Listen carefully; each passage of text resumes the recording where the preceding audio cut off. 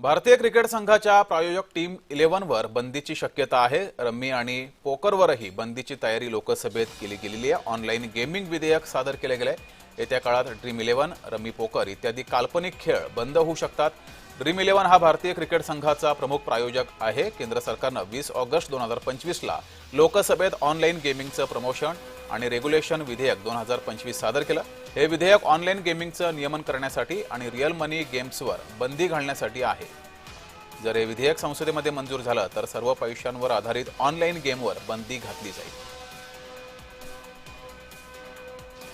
तर या विधेयकामध्ये नेमके कोणते नियम आहेत ते पाहूयात। रिअल मनी गेम्सवर बंदी आणली जाईल।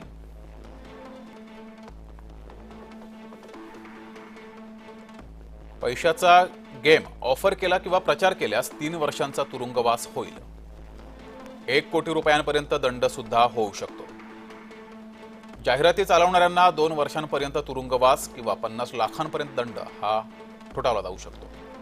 गेमिंग उद्योगाचे नियमन करण्यासाठी नियामक प्राधिकरण